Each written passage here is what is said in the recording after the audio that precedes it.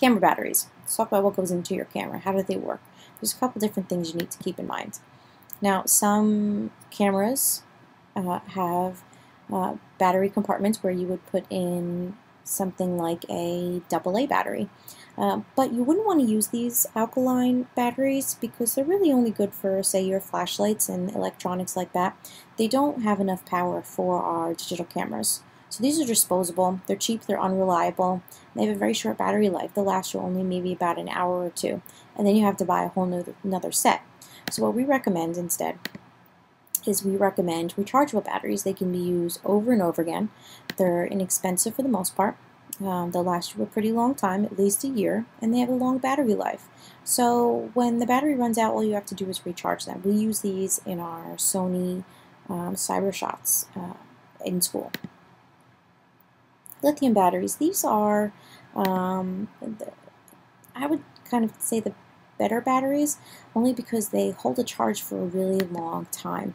And this one would work in an SLR. Now they're lithium batteries, they have a very long battery life. They could last you up to a week if you're using your camera sporadically, or at least a couple days.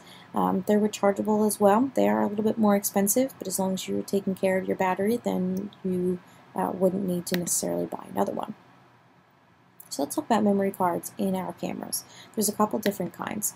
But when you walk out of the store with your camera, if you're buying one, you never want to walk out without buying a memory card. That's because the internal memory in any memory cards the manufacturer will give you do not have enough space for you to take pictures, maybe only 5 or 10 pictures.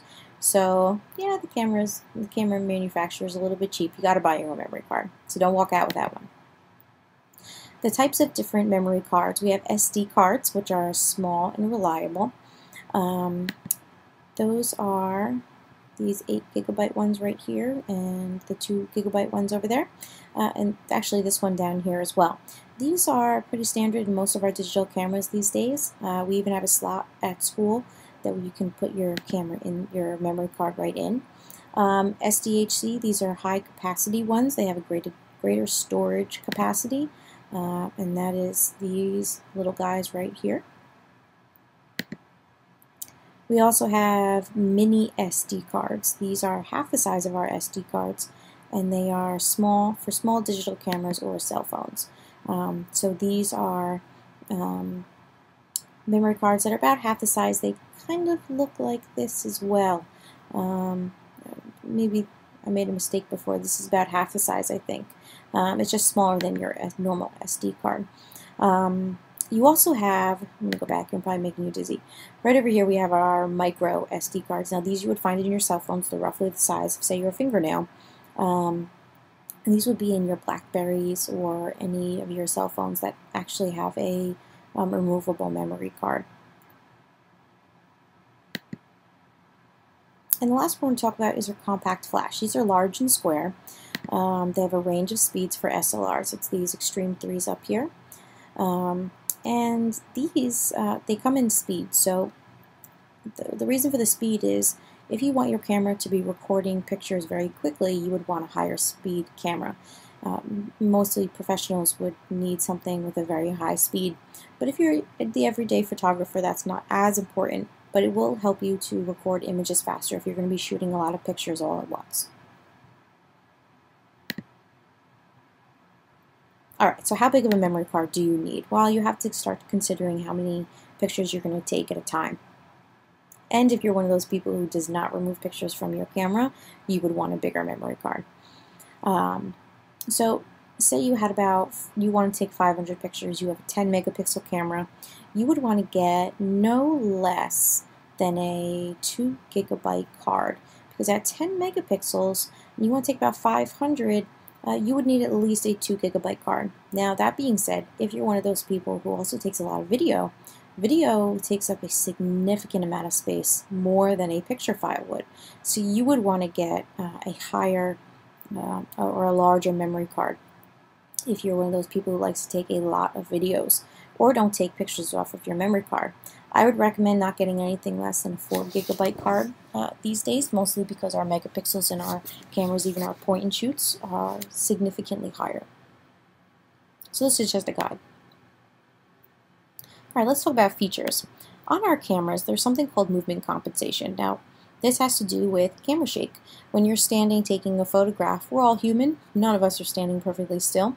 So your cameras will have a built-in feature.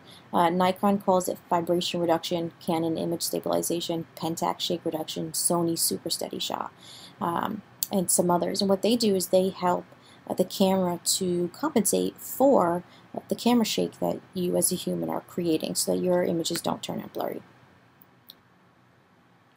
Okay, let's talk about zoom, digital or optical. These are important, especially when you're talking about being able to get closer to your subject. We have optical zoom and digital zoom. Now, optical zoom works just like, kind of like your eye does. It's when the lens physically extends from your camera to get closer to an object. And this is the best kind of zoom. This is the kind of zoom I want you to use. On your cameras, it'll say W or it will say T. W stands for wide angle, meaning it's going to zoom away from your subject, so it allows you to see a wider view of your scene. And T stands for telephoto, which means it's going to zoom toward your subject. The lens is going to move further away from your camera and closer to your subject. Digital zoom, on the other hand, crops your image and magnifies the result. This is a fake kind of zoom. This is not anything like optical at all. Basically, it's just cropping. It gives you a much poorer result than optical will, only because it's just eliminating the outside pixels. It's a fake zoom. Some cameras have both, and some will warn you when it changes to use digital zoom. It may highlight to yellow. It may stop and require you to press the zoom little trigger to go a little bit further. So that's something you want to pay attention to on your cameras. An optical zoom will give you a much crisper photograph, better quality photograph. Digital zoom is going to start to degrade the quality just a little bit. Now, digital zoom is the only kind of zoom you have on your smartphones. So that's why I don't want you to zoom on them, because your quality is going to be diminished on a camera that's not as good as one of our point and shoots or SLRs. So avoid zooming with your smartphones, and instead what you want to do is just walk closer to your subject. We're going to watch a little video about optical and digital zoom.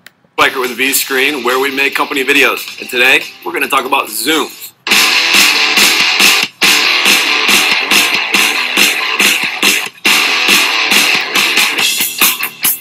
Alright, so there are two instances when using zoom that can really enhance your video. When you can't get close to your subject, or when you shouldn't get close to your subject.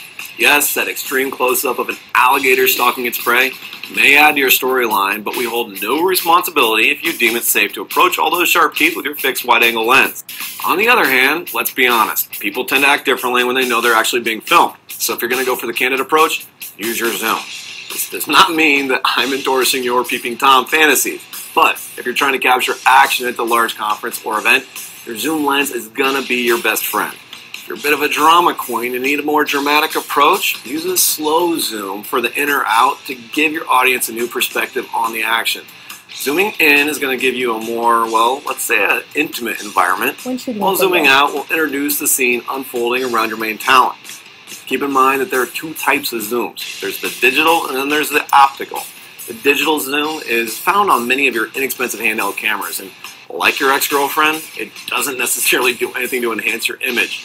In fact, it really is just taking the image and enlarging it on camera, which could distort or blur the shot. Just because your camera can zoom doesn't mean it should. Optical zoom is absolutely essential if you're going to want to maintain the best video quality possible. When using a zoom lens to its fullest potential, look out for the camera shake.